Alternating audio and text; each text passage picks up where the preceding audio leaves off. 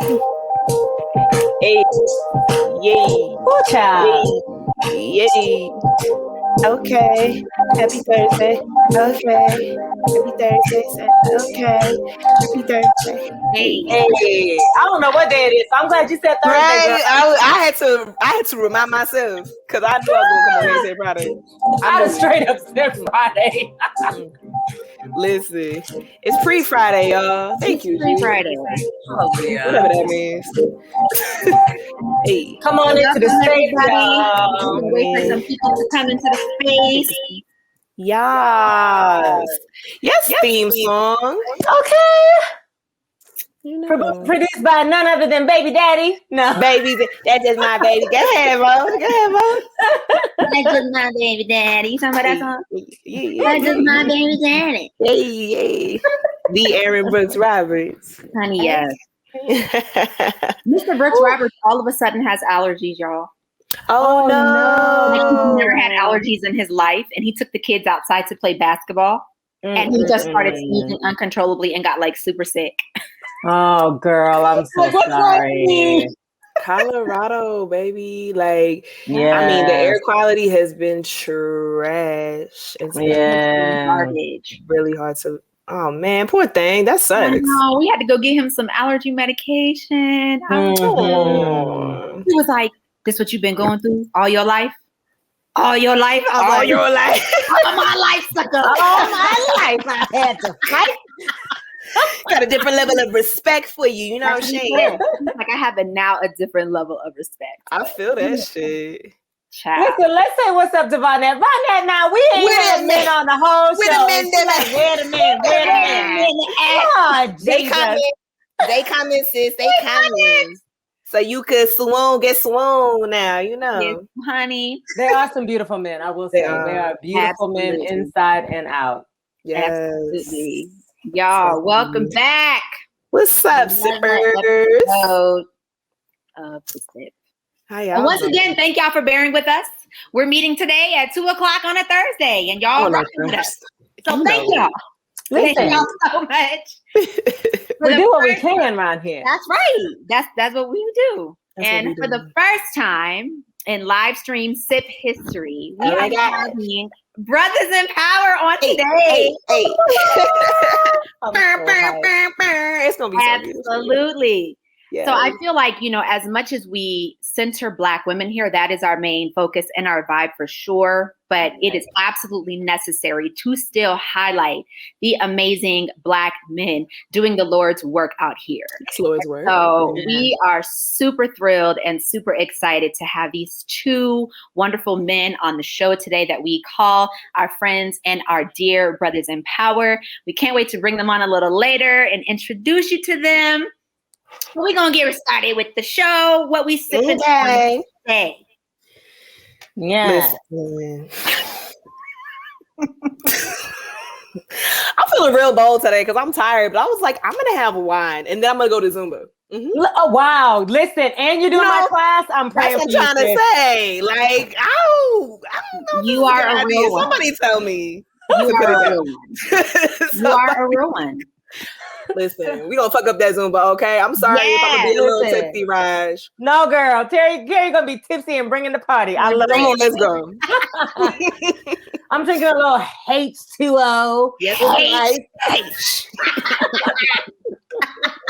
yes, honey. Because unlike Carrie, I got to lead Zumba tonight at 7 o'clock. So. Right. But I'm gonna be entertained watching my sister be tipsy in the corner, though. Right. Listen, I'm gonna need a video, okay? Yes. Fly on that wall. Yes. And before I tell you which I'm sipping on, if you are listening and you are in the Denver metro area or Aurora area, please check out our sister Rajulari's classes at Nurture. Yes. Please, you can get her information on her fitness page, which is Rajulari Fitness, or her regular Rajulari Music page. And then if you can't make it in person, go ahead and sign up for that live class on Saturday morning. Boop, boop. Boop, boop, boop, boop. Cardio, dance, fitness in your life. Let's go. I'm gonna drop that link in the chat. Y'all already know. Thank y'all. I'm gonna tell you right now, I'm gonna kick your ass in class though. So you listen. sweet. Don't That's a try promise it. too. That's a promise. An entire promise. That link is in the So chat, Carrie Dropper y'all. right Get your there. life. There you go. Click on it and sign up. And if you're watching, hit that share button right now. Thank y'all. Of course. I'm excited. It's been such a vibe. It's been such a Yes. vibe. Go ahead. No, I was just telling y'all what I'm sipping on. It's the same thing I've been sipping on the last few weeks, which is the peach and citrus. The medicine ball. The medicine ball. But I forgot my lemon. Oh, that's okay, girl. Still good. Listen, the struggle be real, child. Facts. The struggle be real. What y'all sipping on in the comments? Let us know. Yes. Miss Vonette, what you sipping on, girl? Yes. I know you got something good. Awesome. Oh, did we lose her? Oh, no. Okay. Come on, Xfinity. I know. Listen, the way they took my $187. Right. Just snatched it out like everything was working fine. They was like, oh, no. For some basic ass channels. Come on. Y'all take my 187 on time every month. I need y'all to get this internet together. Get it together. Come on. Don't make me write a letter. Don't make me write a letter. Help me help you. Well, okay. Let's get into these sips, y'all. Who's our sips? Okay, so I will start in keeping with our Brothers in Power theme for this week, y'all. I had to shout out the men of De La Soul. So these men are hip hop royalty. They're creators of songs like Me, Myself, and I, Potholes in My Lawn, Saturday, the Roller Skating Jam, and my personal favorite, Baby Fat. When I tell y'all, I literally had that thing on rotation for like a good 2 years. On August 10th on Vibe.com, it was announced that they finally now own the rights to their masters and are in full control of the music they created. Just to give y'all a little quick background, the group was previously signed to Tommy Boy Records back in 1988, and they were apparently only receiving like 10% cut of proceeds from their catalog, and the catalog was left offline for years. They also alluded that the label owed them about $2 million in debt. So in the early 2000s, Tommy Boy lost the De La Soul catalog to Warner Music based on a debt that they had. And Warner Brothers didn't feel like the music was worth being put up on streaming services at all because of the issues with the past label.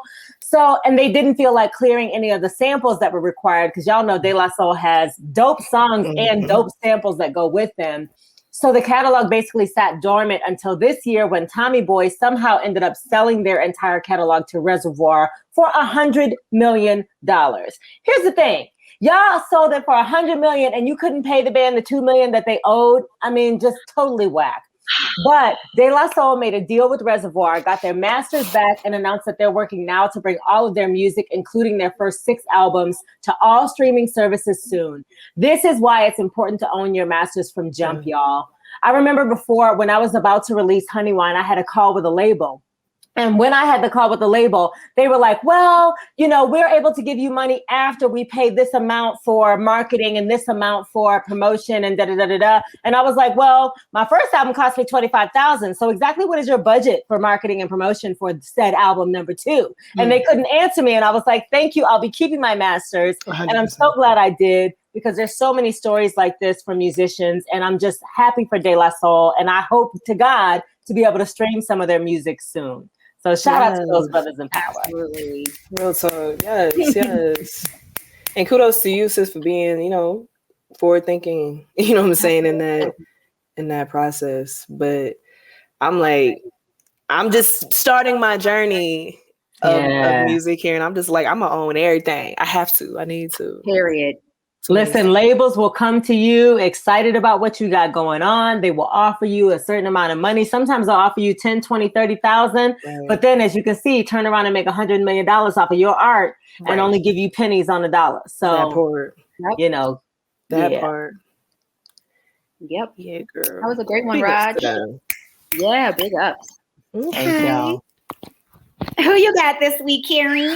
I don't got nobody this week, y'all. I don't got nobody. Listen, who you got, Mo? I have the legendary Aaliyah. Yeah. Aaliyah's 20th year since she passed away in 2001. And I remember the day Aaliyah passed. I had just transferred colleges. I was living in a dorm. I was making friends.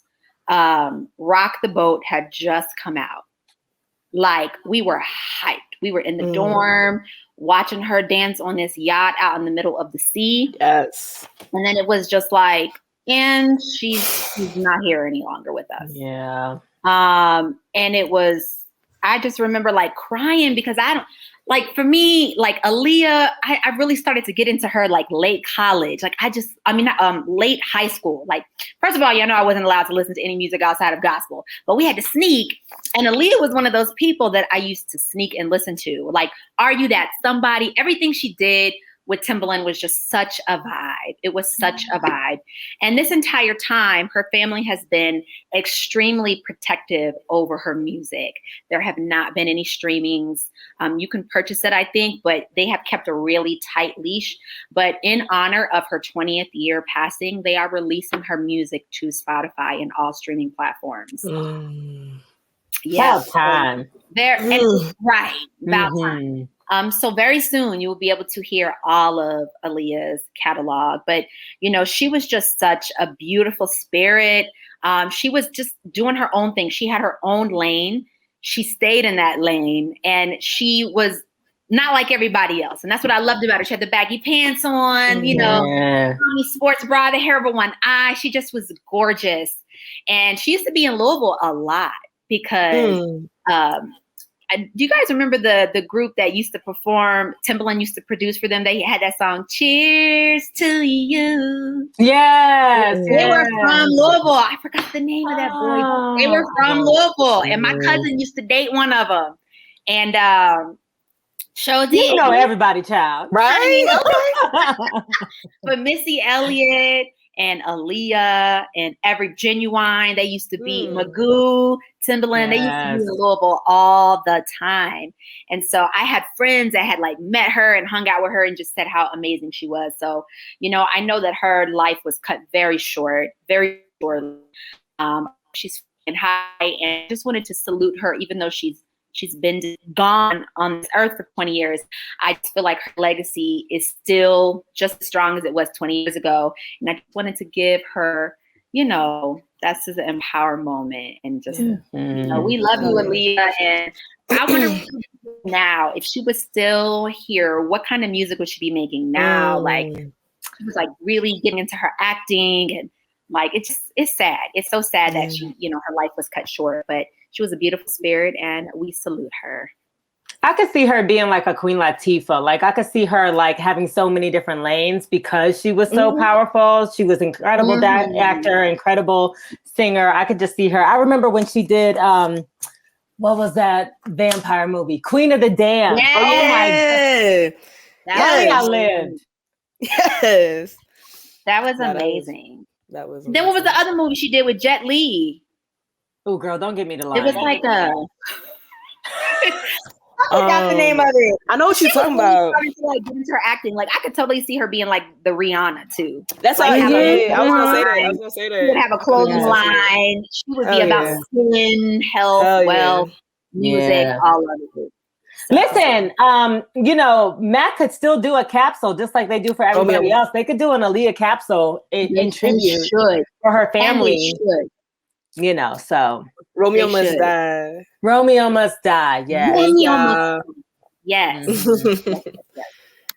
Okay. Yes. Awesome. Big love to Aaliyah. Powers. Yes. Big love to Aaliyah. Big love. And I would say, y'all, in the comments, put your favorite Aaliyah song. If y'all got something that you, and thank you, Chris. I see he put it in there for the movie. But put your favorite Aaliyah song. What is your favorite jam? So, what is your favorite? Oh, that's gonna be cool. Okay. What's y'all's favorite? What's y'all's? Rock the Boat all day. Yeah, I mean that's hard to. That's my joint. Rock the perform it. It's a vibe, and I love all her stuff. So it was hard, but Rock the Boat is just like 4-page letter. Yeah, that's my jam. 4-page letter. Ooh. Wow. I also love Are You That Somebody, but I love Are You That Somebody because the dance choreography in that video was second to none. Thanks. I know everybody was in their living rooms trying to do the dance. You know it. Killing it. Yo. Yes. No, that's good. That's a good one. Love it. Okay. Awesome. I didn't mean to make it all somber, but you know, to reminisce a little bit. Yeah. Okay. Awesome. So let's move on. Okay, so my BAN for this week is just a little quick. It's kind of silly, but it's kind of not, right? So I just got to call out the producers of Jeopardy real quick, y'all. So the producers of Jeopardy, they'll basically hire anybody besides LeVar Burton at this point. This is the second time they've had calls to fire a potential host in the past week. So at first they had to release the past producer, and this week, it was Mike Richards was the past producer that had to step down because he made sexual comments and all that on a podcast a long time ago. And then this week, I guess their new host that they've announced is Mayim Bialik. She's an actress who was on Blossom and The Big Bang Theory. People are already calling for her to be canceled because, of course, she made remarks in the past about like victim blaming people who are becoming sick with COVID. And she's just had a lot of problematic conversations in the past, and people are already calling for her to be excused. Here's my thing. I'm hoping that by the time that they do call on LeVar Burton, he pulls a Nicole Hannah-Jones and says, nah, and goes to work for another organization.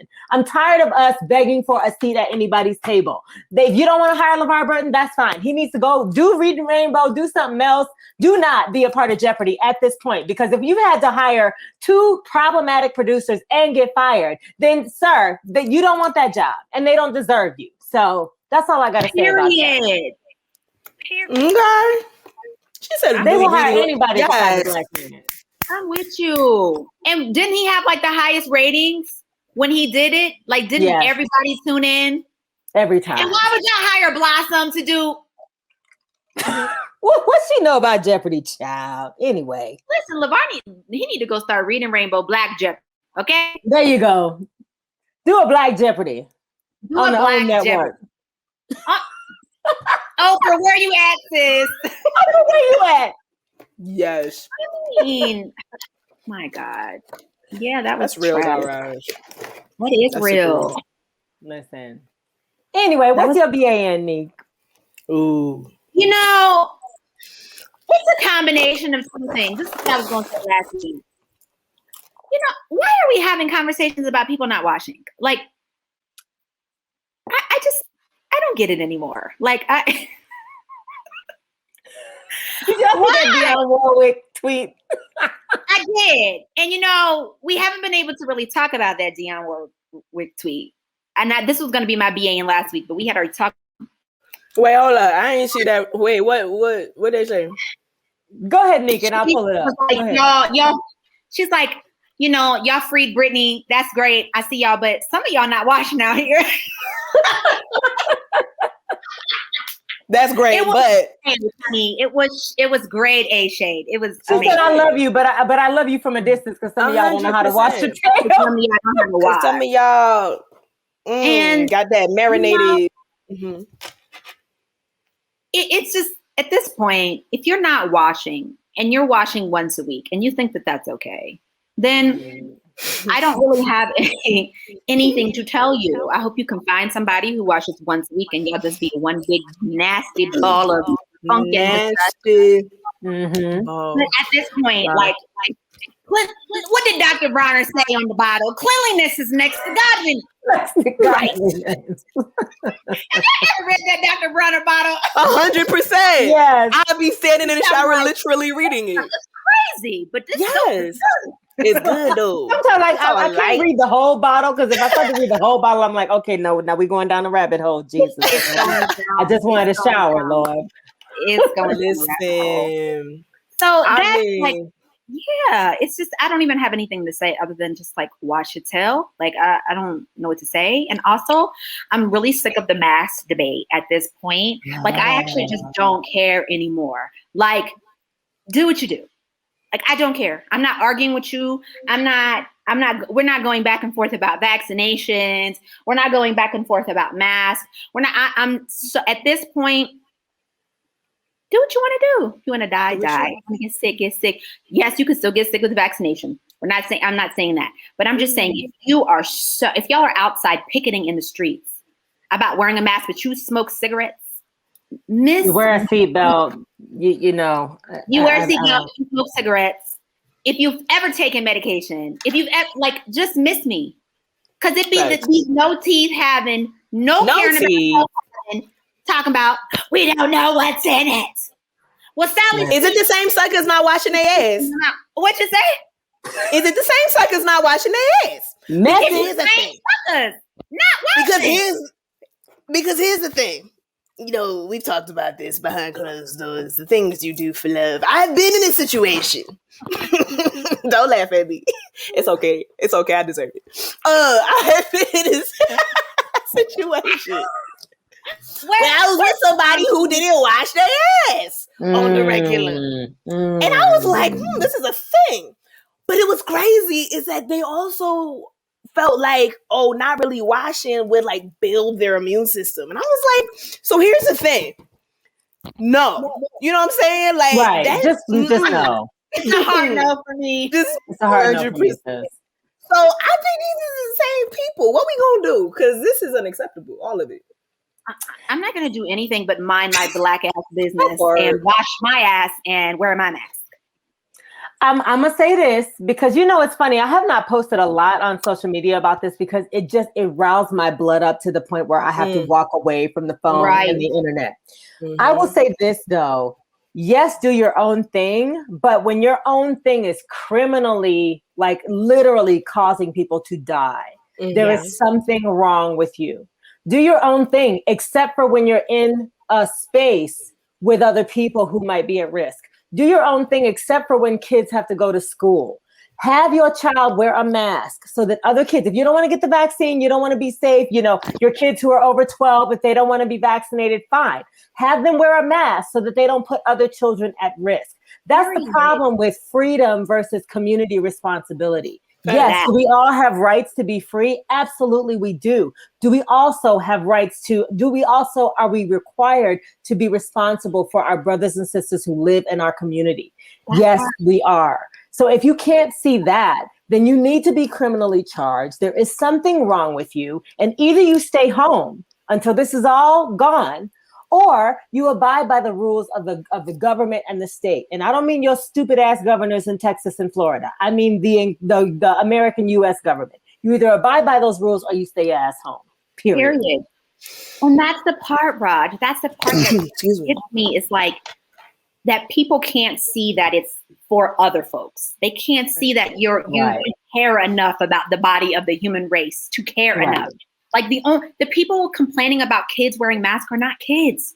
Right. My 9 and 6-year-old have been wearing a mask for over 18 months now. And not one time have they said, Mommy, this is uncomfortable. But if I said to them, guys, isn't it uncomfortable? You don't like wearing it, right? And if I made a big deal about it, they just want to be at school with their friends. They just want to have a good time. You parents are putting it in your kids that they don't want to wear a mask. Kids don't care. Right. What they don't want to do is have to stay home. They don't. Exactly. They don't. Quarantined again. They don't want to have to stay home. I don't know. I'll just briefly say this and then I'll be done.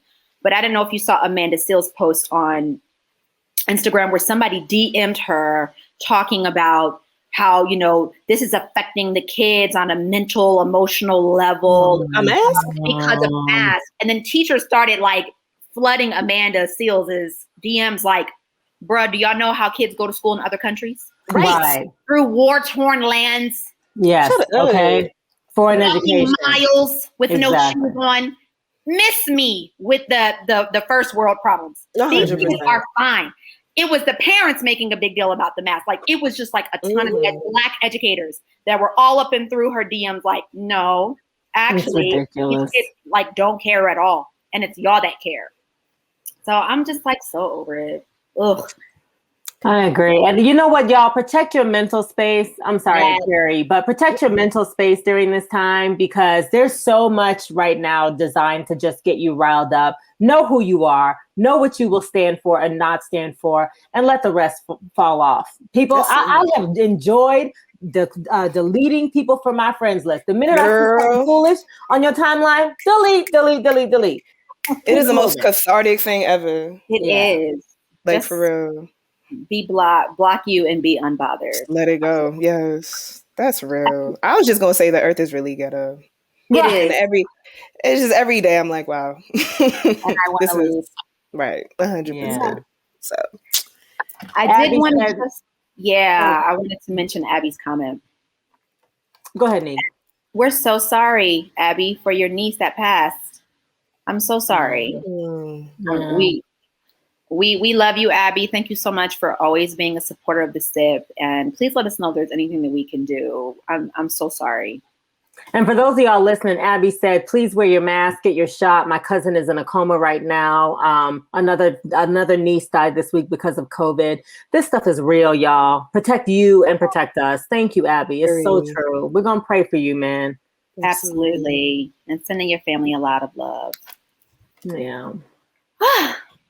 Well, all that said, listen, there's so many current events. We could literally talk to y'all for another 20 minutes about things that are on our minds, but I want to really take time to introduce these brothers in power. And I say that with all that I am, because since I have met these two gentlemen, not only have I been impressed by their artistry, their just level of care and the art that they create for the Black community, for us, by us, but they're also beautiful human beings, and they're just a joy to work with. I've been blessed to work with them on some musical theater productions and in other ways, and I just really truly love them. So, without further ado, let me give you the bios of these incredible gentlemen who are our very first inaugural Brothers in Power for the SIP.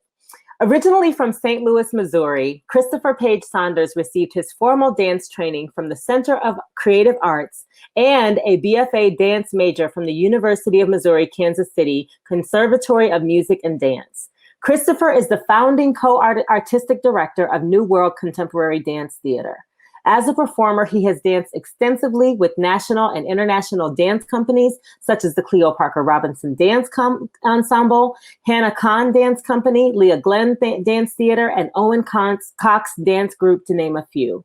As a director and choreographer, Christopher has worked with theater companies such as Aurora Fox, Coca Presents, Fly North Theatricals, the Repertory Theater of St. Louis, Town Hall Art Center, Vintage Theater Productions, as well as teaching and choreography for Chapman University, Cleo Parker Robinson Dance, Davis Contemporary Dance, Denver School for the Art, and Park Hill Dance Academy. He currently sits on the board of directors for Vintage Theater Productions. He is a two-time recipient of the Lenny Williams Award from Cleo Parker Robinson Dance and a two-time True West Award winner for his work on Amplify and the Scottsboro Boys, which Amplify was at the Arvada Center and the Scottsboro Boys was at Vintage Theater Productions. He is also a 2020 Colorado Henry Award winner for his choreography for the musical The Scottsboro Boys, Vintage Theater Production. Chris's quote that he lives by is, "On the shoulders of many of my ancestors and mentors, I dance." And Bashir Muhammad Page Sanders, he's a native of Baltimore, Maryland, and he began his formal dance training at the Community College of Baltimore Community Essex campus under the direction of Vanessa Jackson and Shanna Black. While at CBC Essex, Bashir was dancing with the Dance Ministries Christian Performing Arts and Morton Street Dance Center. He was asked by the director to join the professional dance company called Full Circle Dance Company. He later was accepted and trained at the Ailey School under the direction of Denise Jefferson. He continued his education at the University of Arts in Philadelphia, and he was also able to train in Philadanco's training program as a member of Philadanco's second company, Danco 2, and Dance with the Smoke, Lilies, and Jade Arts Initiative under the direction of Zane Booker. He went on to the Eugene Lane College, the New School for Liberal Arts in New York. He also is a teaching artist at Full Energy Dance Academy in Brooklyn. He's danced with Dayton Contemporary Dance in Dayton, Ohio. He's a teacher for the Cleo Parker Robinson Dance Academy. He is also choreographed for Cleo Parker Robinson Dance. He also was on Dance Moms as a guest judge for the Sheer Elite International Dance Competition. Sorry, y'all, I am not wearing my glasses.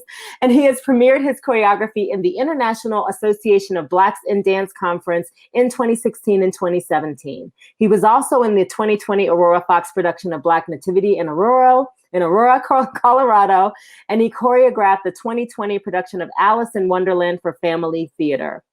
He's taught dance in Brooklyn, in Manhattan, in Denver, and in Park Hill, and Centennial, and at the Classical Ballet Academy. He was also the full-time dance teacher at Omar D. Blair Charter School. He's now a full-time teaching artist for Celebrate the Beat in Denver, Colorado, and he's trained in the National Dance Institute and also co-directs New World Contemporary Dance Theater along with Christopher Page Sanders. Without further ado, I'd like to introduce to you all Christopher and Bashir Page Sanders. Woo, woo, Listen, I was trying to get the bio right. Don't charge it to my head and not my heart. You did that, Raj. You did that, sis. It's a lot to read because you guys have done a lot of incredible, powerful work. So thank you so much for being here. Thank you for honoring us with your presence and for being our brothers in power for this week. How are y'all doing? Good. Yeah. Working. Yeah, I heard it. Hustling. And I have to say, I stole y'all because you're literally in show prep right now for a weekend of performances that we're going to talk about soon. But since I see you drinking, what are you sipping on? H2O. H2O. H. Hell yeah. That's what he's sipping on. Okay, so it's a little fancy, right? So this is actually an Arizona tea. Okay. But I had to put in a little cup with a little gold straw so I can be kind of I love it. Yes. Well, Carrie has a question of the day for you before we get into this interview. So go ahead, Carrie. Okay. All right. So this is going to be a good one. So if you were to meet God and she were to say, I'm going to grant you 4 wishes, what would your 4 wishes be? Are we doing like, do we have 4 each? Or is it? Yes, 4 each. Everybody has 4. Okay. Oh, God. Wrong. 4 wishes? Or 4 blessings or whatever? Yes, 4 blessings. Yes. Yeah, 4 blessings. Even better. I don't know. This is a hard one. See, I got it. Take your time. I don't know. Okay. Maybe we should go back and forth. You go first. Okay. I don't know. The first thing that comes to mind is, I don't know. I think about like everlasting life, like within, an eternal form. I think about when I was a child and when I found out that like we're all gonna die. And I was like, whoa, really? Like that was a shocker for me, when I was a kid. So I was like, wow. So just not necessarily the aspect of like, oh, I'm gonna die, but the pain of someone else passing. And so to kind of get rid of that loss of missing someone. Love, I consistently pray for like love, consistently giving love and consistently receiving love because we all have that need, to be loved and feel love. And that's really important for me. I want to financially get this money up, Right. I heard it. Get this money up. So, it's a little more than what we got in our bank account. Amen. And in addition to love, like just, joy and happiness, really consistently receiving like just joy and happiness and enjoyment of life in its natural state and form has always been important to me. I love that. Thank you. This is why I love y'all. I swear to God. Yes, I'm with it. Chris, you look ready, baby. Okay. So does his 4 blessings also follow me because of association? Of course. Probably, yeah. Absolutely. Okay, great. So Wonderful. you just add on Okay. to. Y'all get 8. Y'all get the cheese. Exactly. Okay. No, I think definitely one of mine would be prosperity, not just for myself, but also for my community. I want to be the person that helps others grow. So if I can do that for my community as well, I would love to have that ability. Number 2, I also think about joy.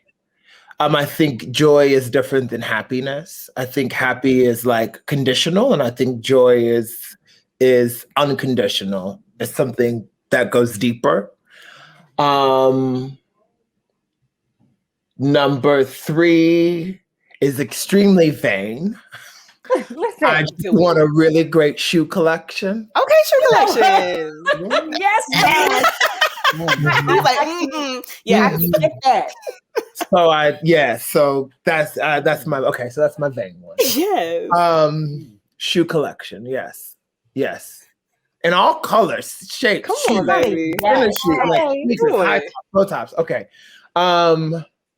And then 4,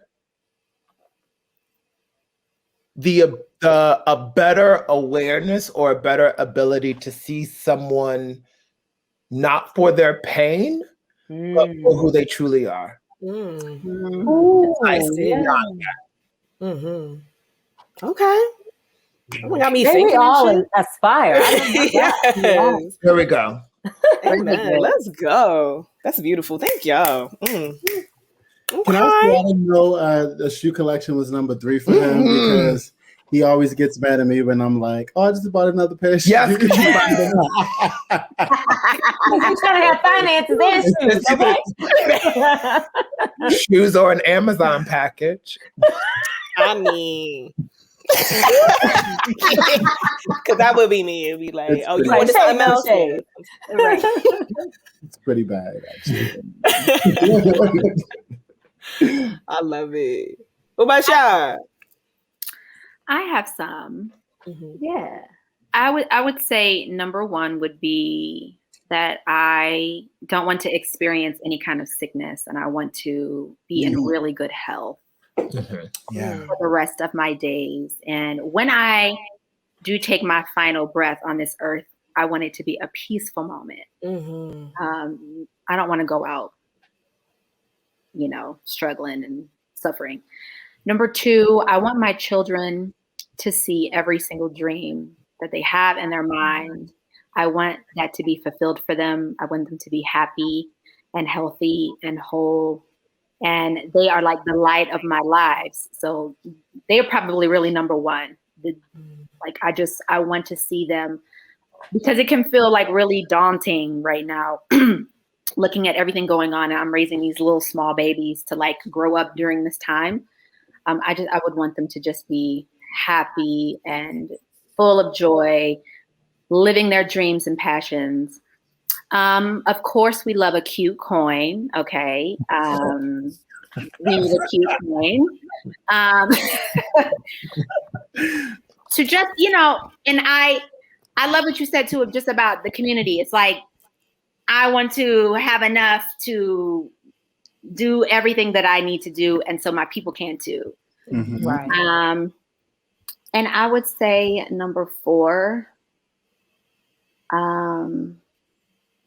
if God came to me right now to bring my dad back to who he was before his stroke. Yeah. Thank you, Mom. I know that might sound really selfish and like not right, but I would love for him to still experience life with me in the brain that he had before, and not his current brain. Even though his current brain is beautiful, I would really like that. Before I cry, I'm done. Well, I love you. Oh no, girl. Thank you for sharing it. This is a great question, Carrie. Yeah. It is. Carrie always be pulling at you. Let's talk about it. Well, okay, I'll say mine.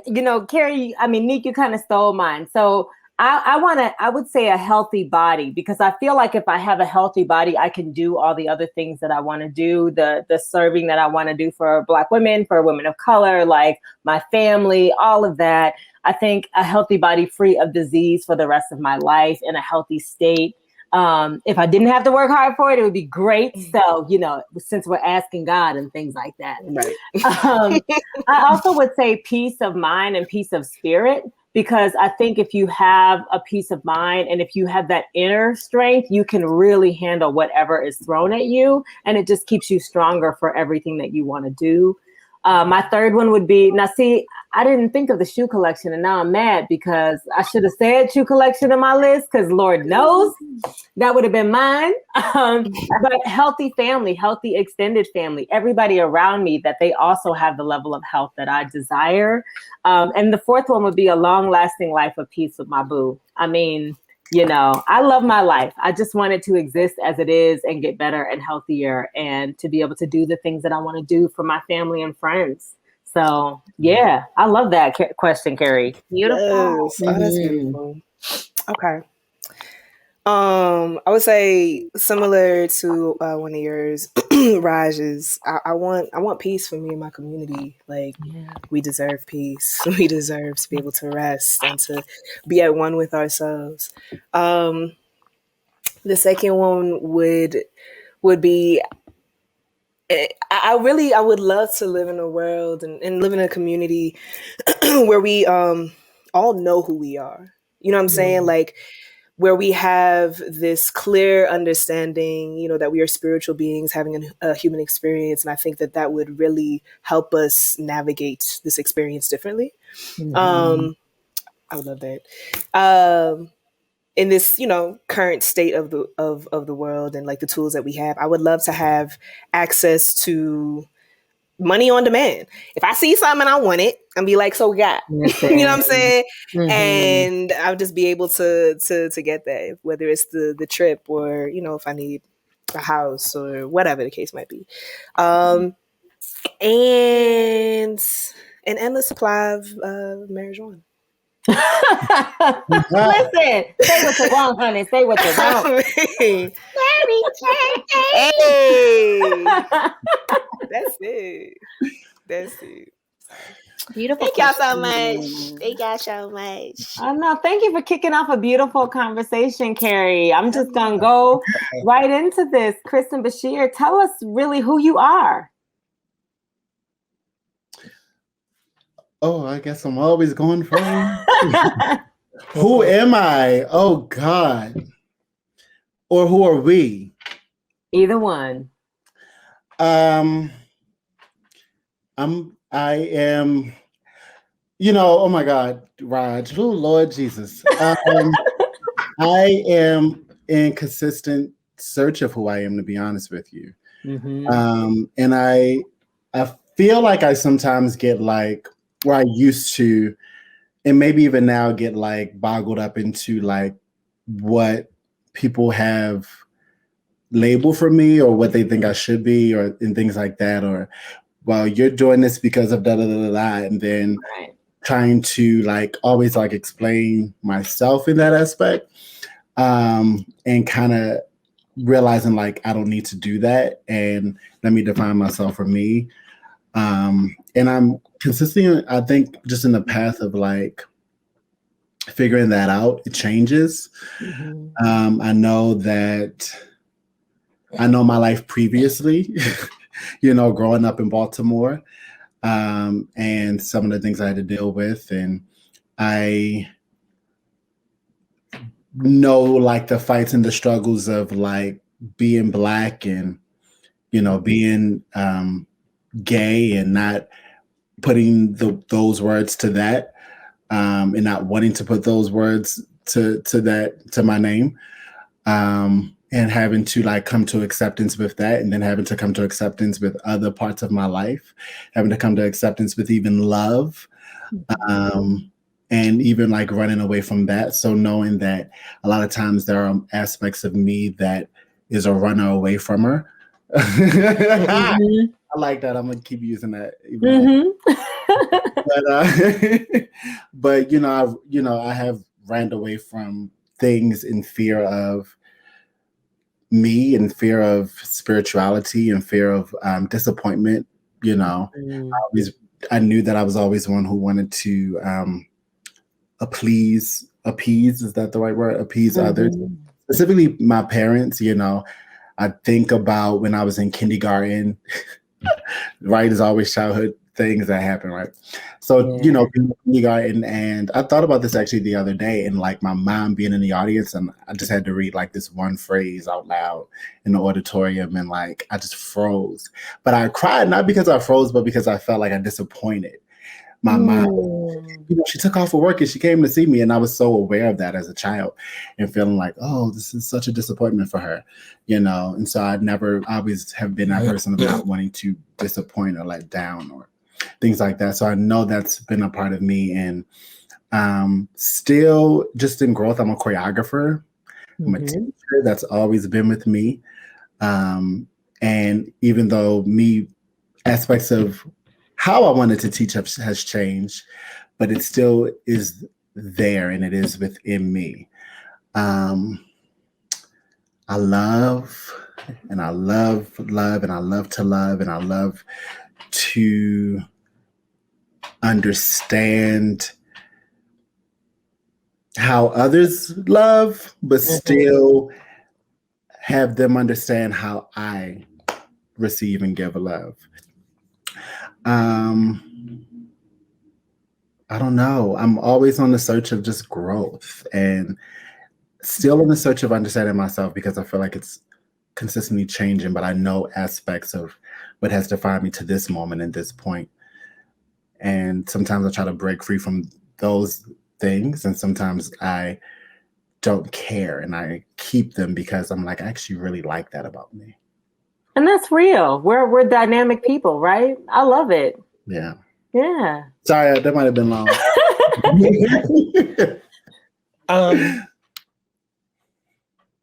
I feel like this is gonna be like red table talks, where Listen, it can be. We like pull out our shoes. Like that's what I'm feeling. Okay. Yes. So no. Who am I? I'm always discovering who I am. I think 5 years ago, maybe 10 years ago, maybe a year and a half ago, 15 months ago, I would have said something different than what I'm about to say now. I am who I am in the moment. I am a lover of art. I am grateful that I am a full-time artist. Not many people have that ability to be a full-time artist. And I take that as a blessing, and I take that with a responsibility. There's a huge responsibility to only be able to focus on art, and art in many different ways. I'm an educator. I'm a director and a choreographer. I am a performer as well. But also, I am a friend, a lover, a brother, somebody's son, a husband. I am many things, and I'm always evolving. I'm always growing. I'm always learning something new about myself. I am always trying to release trauma that was given to me just by birth, and find that way out. Like trauma release itself, get out. Right. And I do that through art. I do that through dance. I do that through theater. I do that through storytelling. I am a avid lover of history. Like that's my like, I geek out just a little bit on history and how people are connected and how situations are perceived and who is telling whose history and what exactly is the truth. So I geek out on that a lot, actually. Because I go to museums and Bashir and I will be together and I would say, Bashir, look at this. This is not right. This is actually not what happened. That's right. And then I want to tell the world. No. I don't want to get kicked out of museums, so I don't do that. Yeah. And I think I have a huge heart for people. And I want people to love and fall in love and be in love. And like Bashir knows that. Like I want everybody to be in love. I want everybody to love themselves and others and their community. That's just what I want. What I enjoy. And I want everybody to do well with plants. Okay, amen. Yeah. So that's who I am in a nutshell. But yes, I am an actor, a performer, a dancer, a choreographer. That's who I am. I love that. I'm gonna go back a little bit to how you guys began, because I know, Chris, you're from St. Louis, and Bashir, you're from my birthplace in Baltimore, which makes me very happy. Sinai Hospital. Okay, Mount Sinai, baby. But tell us a little bit about the journey of how you two met and how you ended up in Denver, Colorado. Because I have a lot of questions about your work, but I'm really interested in how the two of you guys came together and came to be in this place right now. We met at work. Okay. So I at the time was dancing with Cleo Parker Robinson Danse here in Denver, Colorado. And I was going into my fourth year with the company. Bashir came and was auditioning for the company. And in a nutshell, like it truly was a friendship. Like that's just what it was. You wasn't like, how about who this? And, when you seen him do an audition? No. Yeah. And at that time, actually, I was in like transition because I had left Dayton, Ohio. I was working with the company there in Dayton, Ohio. And then I left and was in Baltimore for a little bit. And then I was like, oh, I had some friends who I danced with who was like, Cleo's auditioning, and, who used to dance with Cleo as well. And so I came and did the audition. I was like, Milton Myers is teaching. And I had him when I was at Philadelphia. Let me take that class because I'm clear on that technique. And so, I went for that entire week. And I actually had seen Chris like on Facebook, and like I think when I was living in New York, he always like mentions like how we were like at a show. Yeah. But we officially met that first week when I was here, and at the time he was bald-headed, and I've always been bald-headed. Well, not always, but since I was in my late 20s.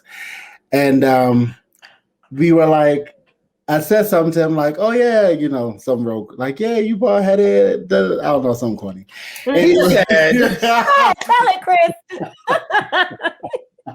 He said, you're bald-headed just like me. And there would be two bald-head guys in the company. And I said, okay. Oh.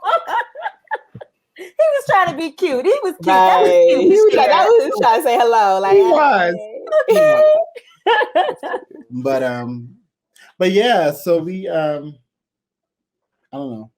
Yeah. Well, that's okay. So that's how you got to Denver. So it seems like both of you, came from St. Louis and came from Baltimore, made your way here, and then met each other. Mm-hmm. Let me ask you a little bit about your career in dance. I know that you've been studying and you've been a full-time artist for a long time, but was there a defining moment where you said, this is what I've got to do? Like, this is going to be my career. I could have done something else, but dance is my thing. Like, when was that moment for you? Absolutely. I would say that for me, it was in high school. Mm-hmm. We in St. Louis, we have this beautiful organization called Danse St. Louis. Mm-hmm. And Danse St. Louis is like a presenting organization. They bring dance companies from like all over the world into St. Louis to do performances, workshops, educational things. And for me, it was my junior year of high school.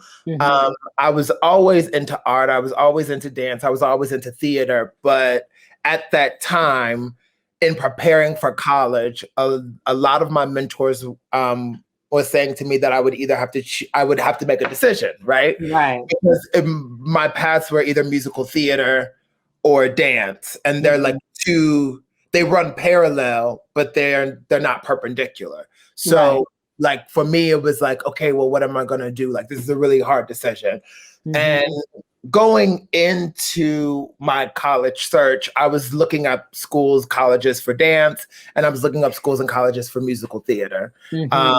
And just trying to weigh my options, right?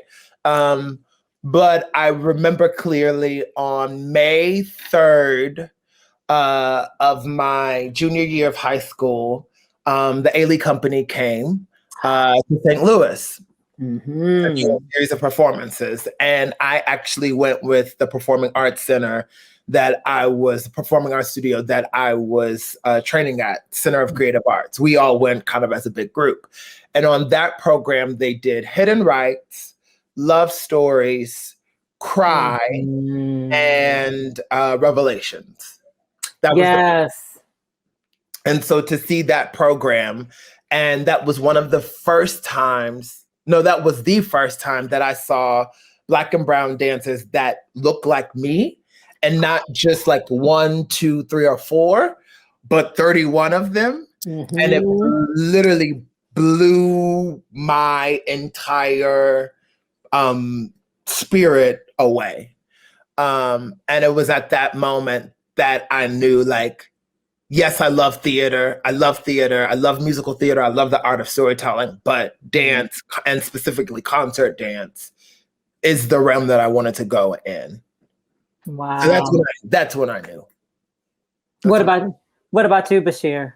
Oh, see, I don't know. Mine was a little bit different because, like, earlier I mentioned wanting to be a teacher. So from when I was in kindergarten up actually into my first year in college, I wanted to teach elementary school.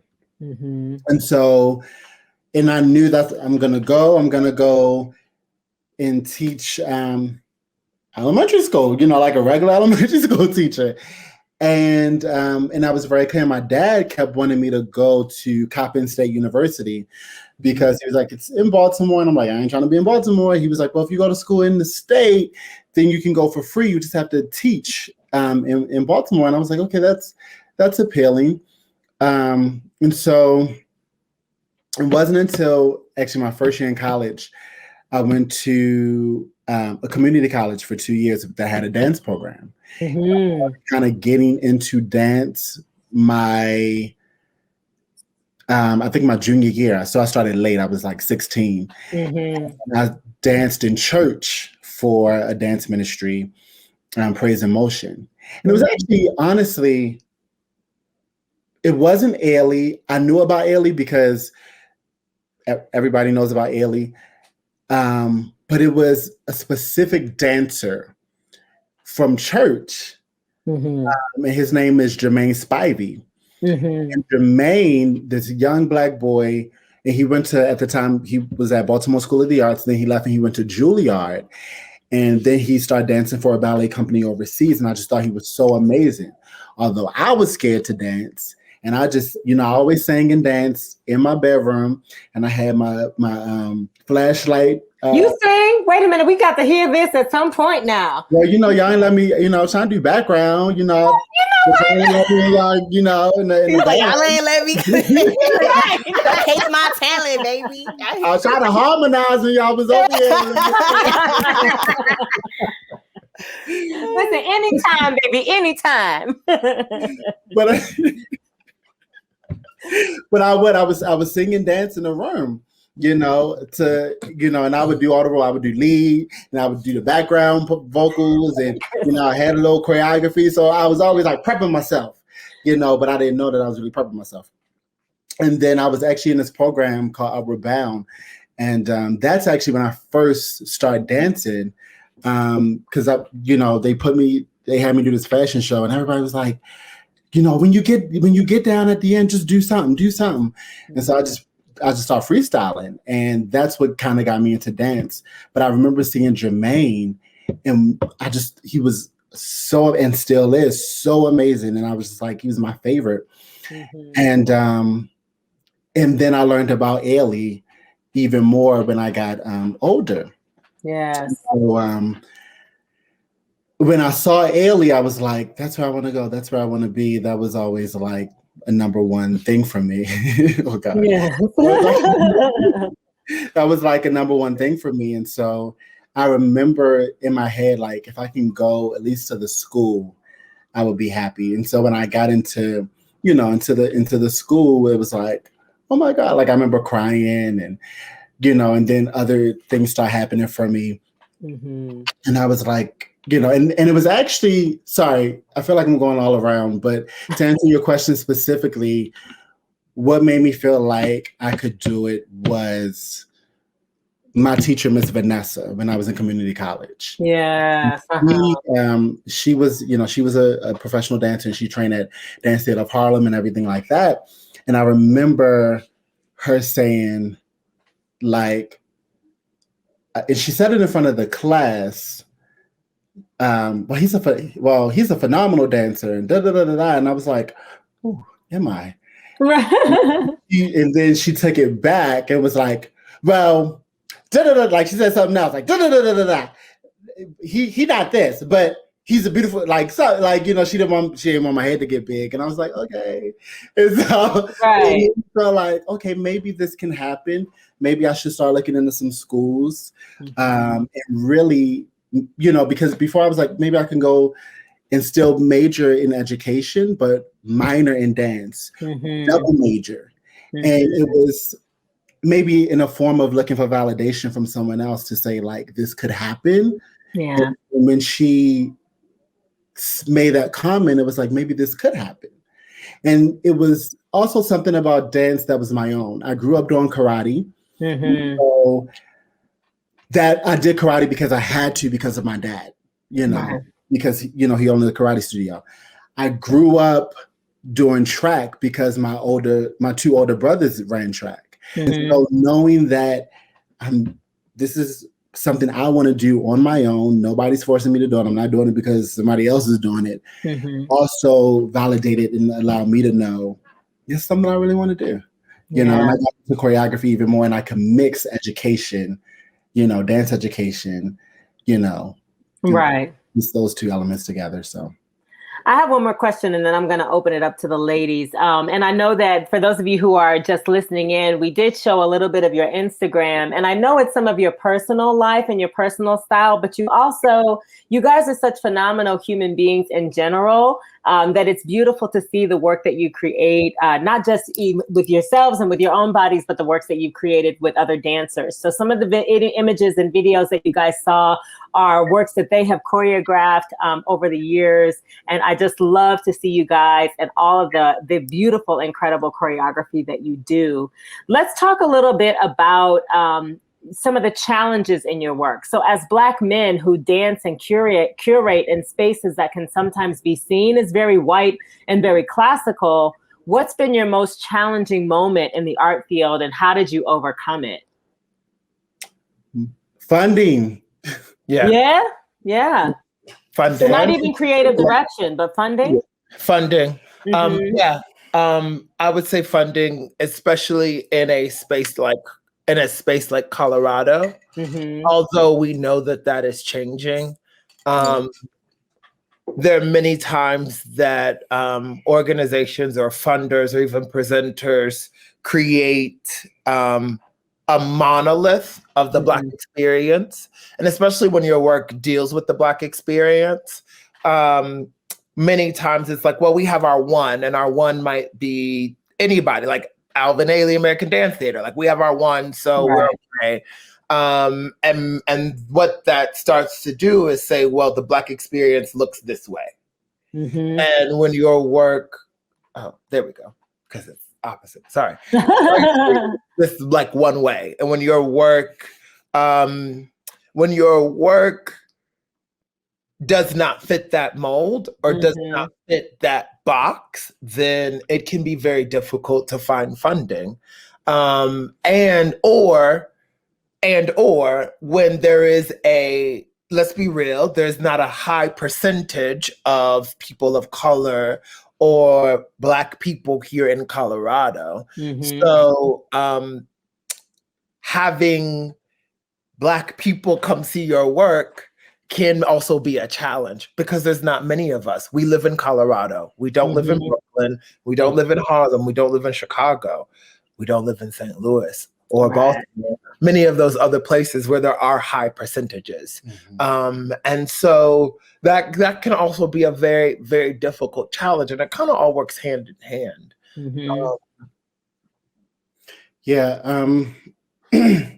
I like as Christian stated, I mean, there's not too much more for me to say. You know, I think that's been like the biggest thing, like to keep anything going, it takes finances. And, and I think, sometimes we've gotten to think that our work can be pretty deep. I think and sometimes people aren't ready to face maybe some of the things that we are talking about within our work. You kind of mentioned creative direction. To me, that's not an issue because I think one thing with Chris and I, we're always clear about the route and the direction of which we want the company to go and what we want to say and speak on. And I think because God is speaking to us, then we allow it to speak through the work.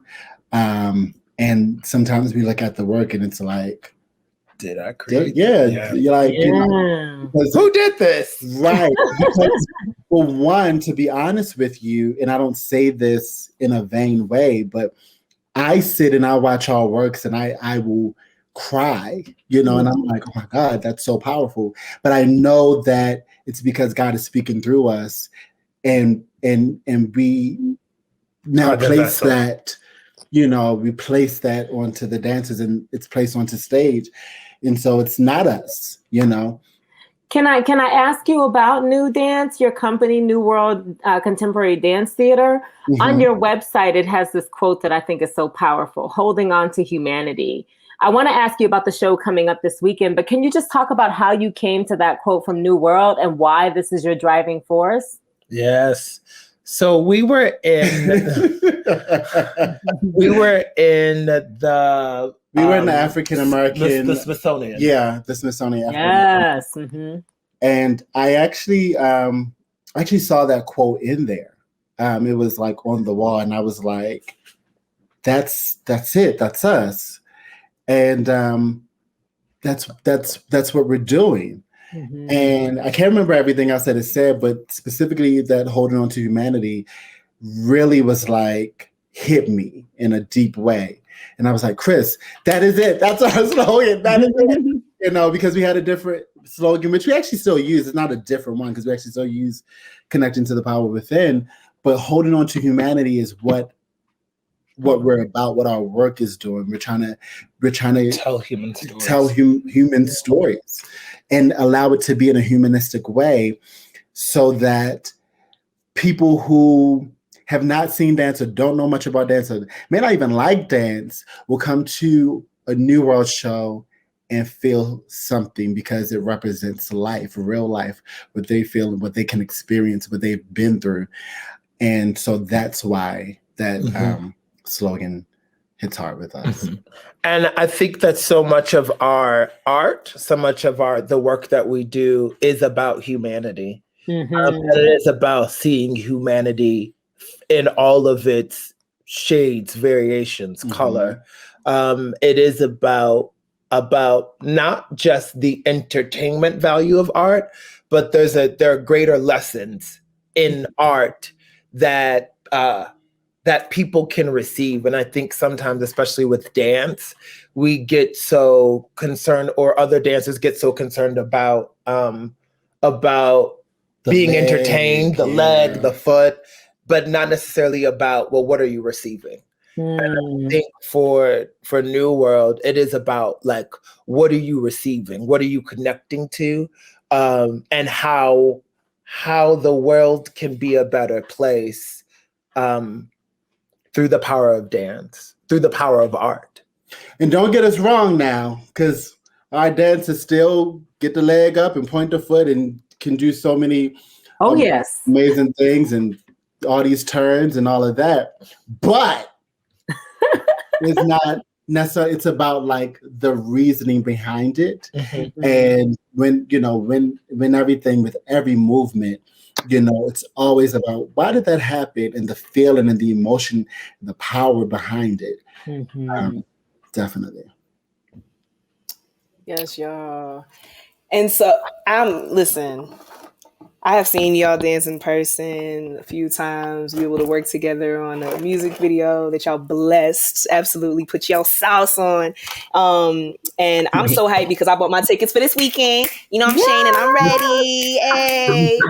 And for those of you that have not yet, I have dropped the link in the chat here. Make sure you go ahead and support. You can either go see it in person Saturday or Sunday, or you can watch it virtually. A virtual ticket is $15, in person is $25. And both links are on that page that I just shared in the chat, y'all. So please be sure to support. I wanted to ask y'all, what? Oh, I'm sorry. Hold on, Carrie. I love this picture of you, though. Oh, I thank you. That was taken by the amazing Ryan Lanzell. I appreciate you. Yes. I was feeling myself in that picture. I was like, thank you, babe. So I'm wondering, when people come see the show or turn on the show this weekend, what are they expecting? What is Revival about? Let's talk about the show. Let's talk about that. We chose, I don't think we chose it. I think it chose us.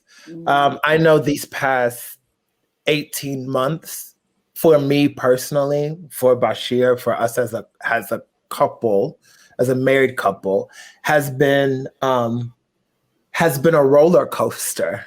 It's been a roller coaster of emotion. It's been a roller coaster of trying to find ways to connect and make sure that our lines of communication are open so that we can receive from each other and be that safe haven and that harbor for each other as we deal with the outside world. And so with Revival, I know that there was a moment where I just kept saying, like, my soul just needs to be revived. My spirit needs to be like lifted. Like I feel a burden. And I think that everybody, all of humanity has felt like this burden just throughout this pandemic, both pandemics, even before the pandemic. Shoot, I was tired. Okay, even before it. And really what Revival is, it's reconnecting yourself, your mind, body, spirit. It's a series of affirmations and intentions. And it's also a way of self-care. A lot of the work deals with self-care. A lot of the work deals with setting intentions and finding purpose and community. Revival is a call back to creating community. Because even in isolation, like I think with isolation, like we've lost community. Like we've lost the understanding of what it means to be a community because we've been so individually focused and trying to find that again and trying not to lose that. And the understanding of community is really a part of Revival. It's a series of different personal works and personal journeys from both Bashir and myself, and works and journeys that we've created together. But that's truly what it is. And also, I'm a church boy. So, like, it can be whatever you make it. Like, you can think of, like, Down Home Revival. You can think of the Revival of Spirit, the Revival of Soul.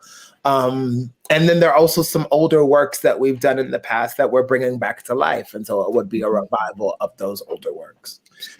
I will say the show is very spiritual, has a lot of spiritual elements to it. And so I think you will leave feeling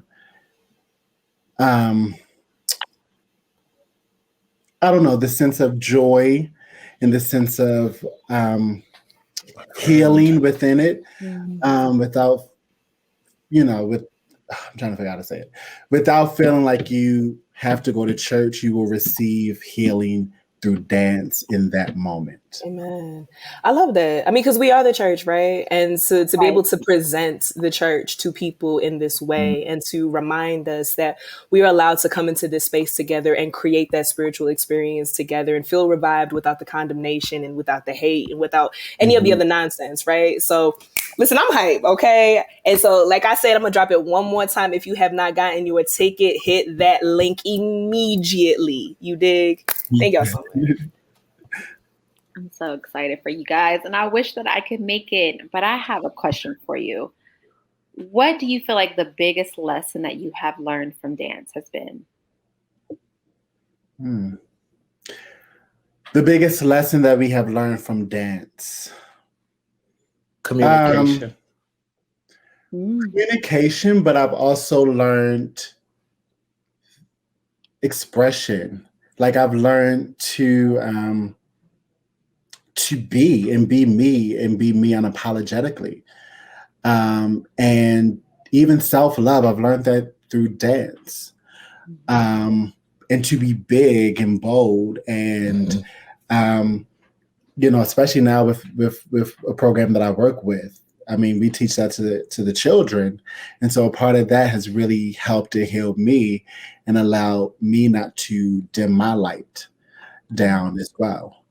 It made me more vocal. It's definitely made me more vocal. I was such a shy and quiet kid and person by nature. And even moments, I just messaged Ryan. And I was like, I'm so sorry about the other day. I was just having some self-image, things going on. And, and having to like release that and release, like when you get on stage, you're so vulnerable, right? You put yourself out there, and it's so funny because it's like, that's dance for people. It's probably one of the most scariest things. Like people who are like, like Dancing with the Stars, and they're like, oh my God, I gotta get on stage and dance. And I'm like, but you on stage all the time, or whoever. And it's like so vulnerable. And it allows us to be vulnerable, but unapologetically vulnerable, and still go out and do it consistently and lovingly. And knowing that we're giving our all to people, and we in hopes that they're receiving and loving what we're giving them. I think for myself, I think I've learned one of the hardest lessons was authenticity in being the vessel. Yes. For me, dance, like I said, I'm a church boy. So that's it's just with me all the time. But what I've learned is that in performance, there is a level of channeling. There's a level of being the vessel. And yes, doing all of the correct steps. Yes, using your technique. Yes, using everything that you literally train for every single day. But there's also this like connection from in to out that flows. And it's one of those things that you must do authentically and in your most vulnerable state. And that's a difficult task. And I also think that that's why so many people get like stage fright, because when you, as an artist, as a performer, it is more than you. And trying to be the vessel is incorrect. You have to be the vessel. You can't try to be the vessel. You just have to be and live in that. But what I will say is one of the most difficult tasks that I think we've learned as a married couple running a dance organization is communication and learning how to release things, bring it, and like let it happen in the moment, and let it happen in the moment, and keep moving forward, and allow it to go.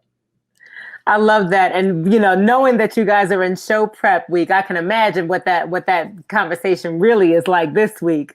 But I just have to thank y'all, because I feel like you're powerful educators, you're powerful performers, you're powerful artists, but you're also just powerful human beings in general. And it's such a pleasure to know you. It's a pleasure to watch you guys do your work. It's a pleasure to be honored to work with you in the times that we all have been able to. But I thank you guys so much for taking your afternoon, even in the midst of show prep week, to talk to us. I'm going to do some rapid fire questions and then we'll let you go, because Bashir, we know you have a deadline. But just a few quick, like, you got some time? Okay, good. Just a few more quick questions and then we'll let y'all go. So each of you, describe yourself in 3 words or less. Okay. Okay, I'll go first. Okay. Okay. This is rapid fire, right? We're not supposed to think. Rapid fire. Come on, y'all. We can do this. Okay, we can do this. Right. 3 questions. Okay. Funny, real, turquoise. Absolutely. Yes, turquoise. I can feel that. Yes, hell yeah. Ooh, tough, love. You're thinking. Since you did turquoise, I'll say 4. Yeah, Okay, 4. I'm with it. Tough. And you about the softiest person I know. But okay, Bashir, I'll let it ride. No? I'll let it ride. Favorite song to warm up your body to? I was just listening to it. Okay. Sing it. Okay. Actually, right now it's Jill Scott by Alicia Keys. Oh yeah. And I don't know why that song is called Jill Scott, actually. And not necessarily because of Alicia Keys, but because of Jill Scott. Hey, no shade. We just gonna move right along. Go ahead. Say that again. That's the shit again. Yeah. Bashir, what's your favorite song? I don't know. When I teach, the kids, I always play "Survive" by Mary Murray. Oh, I love that song. Yes. And I love that song. It's a Chicago style step song too, honey. I could get my 8 count in on that song. So you're booking a flight anywhere in the world. Where are you going and who are you going with? South Africa, Bashir. Okay. London. Oh, I love it. And who you going with, Bashir? My mom. Chris was like, "Who you got, mama? Who you got with me?" No. But she need to get out sometime. She does. Yeah. But I guess that was a message for your mama, Lord. Right. She watching. Classic or contemporary dance?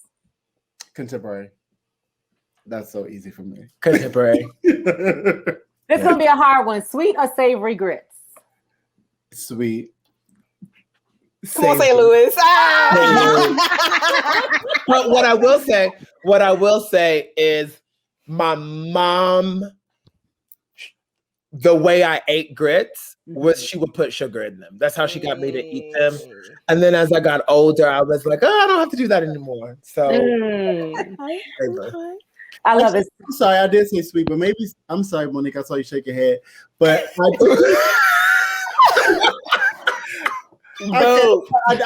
put some. I put the salt and butter in my grits. Right. No way. No way. Oh, we had another one. You know what I'm saying? It's just us, Mo. We gonna ride. It's cool. I know, because I like it both. I like sweet. I do like both. Butter, salt, and a little bit of sugar. And some sugar. I do like both. I like sweet. He just likes sweet things. I love sweet. I'm with you on that shit. I'm not. I'm a savory person. And potato chips are like. Actually, I just got these Cinnabon cookies that. Okay, Cinnabon. Yes. Beautiful dancers, but they love their Cinnabon. I love it, y'all. I love it. In a couple words, best thing to happen to you this month. Sorry, this month? Yeah. Or best thing that happened to you recently. I think the best thing to happen to me recently was actually having Chris around because he's usually gone on vacation. Not on vacation. He's gone working. So to have him here, really been, So like, sweet. has been a blessing for us. Where I think for a lot of other people, it's been opposite. Mm-hmm. It's been more beneficial.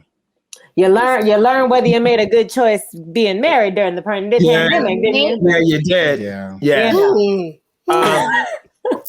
I would also say getting off of that flight and coming home. It's like one of the best moments. I think another one of like my favorite moments, and it's not mine, it's really his, is him just seeing his support of me as an artist and him being there for the opening night of Five Guys Named Mo. Just like really like touched it touched my little heart space. And sorry everybody, that's actually another really good show. Yes, it is. Yes. It's really. I'm going on Friday. Me and Angie going. We got our tickets. You are? Yes, we'll be there Yay! Friday. I'm going to that on Friday, and then I'm going to see Revival on Sunday. Yes. Come on, a whole weekend of art. Yes, thanks. If you could be any flavor of ice cream, what would you be? Butter pecan. I had a feeling you was gonna say that. Butter pecan.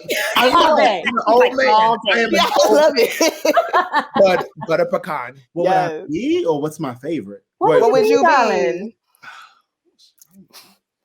I can tell you my favorite. I don't know what I would be. Okay, you can do that. Oh, your favorite. You can say what your favorite is. So okay, my favorite is I love Cold Stone's. Founder's favorite. Founder's Yeah. Which one?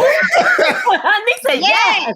Yes. Wait, which? Caramel. Yeah. Okay. That's Yeah, sweet cream the ice brownie, the cream. caramel, the pecans, the chocolate fudge, and the sweet ice cream. That My Founder's favorite. favorite. So good. That is my Okay. favorite. You got people going off in the comments. I'm ready. Yes. I'm ready. And who do you want to see do a versus? If there was somebody that you'd want to see collaborate, alive or dead. You actually already seen Alive who or I Dead? wanted to. Oh but yeah, you did. Which one was it? Yeah. who I wanted to see. Yeah. Yeah. I was really excited about the Brandy and Monica one. And Yes. I was really excited. Wait, about are you Team Brandy or Team Monica? I mean, Okay, to be honest with you, I have a poem for this. to be honest with you, Monica and I are both Scorpios. And all day, every day, baby. I love me some Monica. She's been vocally when I was young, I thought she was stronger. I think now that, Brandy's developed and grown vocally, I made more Monica songs than Brandy, to be honest with you, but I love them both. Yeah. So it's hard, to be honest with you. Yeah. Okay. And Chris is an Aquarius like Brandy. So Oh, that's hard. I That's love cool. y'all have these different perspectives. Yes. Yeah. So you he's Brandy all day, and Chris. Monica. I am. The poems were getting on my nerves, but I do. I love Brandy. I love this. Yes. Okay, so mine would be Whitney Houston versus Celine Dion. Okay. I'm Yeah. there. I'm there. Mm-hmm. But I think Whitney would still slay it though. 100%. I do too. But do. But it would be an But amazing. it would be like an amazing, Hell yeah. just like A mashup. yeah. Imagine it. Just Celine and Whitney. I just Hell yeah. because I feel like with Whitney, there aren't many people that her voice was just so Yeah. You can't do Whitney. No. yeah. I think Celine could sing a Whitney song. I think she would do it. Yeah, and get the respect and love that she absolutely, because she would do it right. She would do it right. Yeah. Oh, I love Celine. I feel that. Okay. Well, thank you guys so much. I have so many other questions. And Abby, we saw that you asked a powerful question. I would just ask Chris and Bashir to take a look at it if you want to add it in the comments. We are running out of time, but I appreciate you guys so much for being here. Thank you for being our brothers in power for this week. Again, we love you guys. We would love to have you back. I feel like we could have an even longer discussion, but thank you. Thank you so much. Go buy them tickets. Buy the tickets. Yes. Stream. So even if you're not in Colorado, stream and support wherever you are. Again. Yes. And support these brothers. Just buy the ticket just because. Okay. Just do it. Awesome. We will see you guys y'all next time. Be blessed, be well, and we'll see y'all next time. Bye.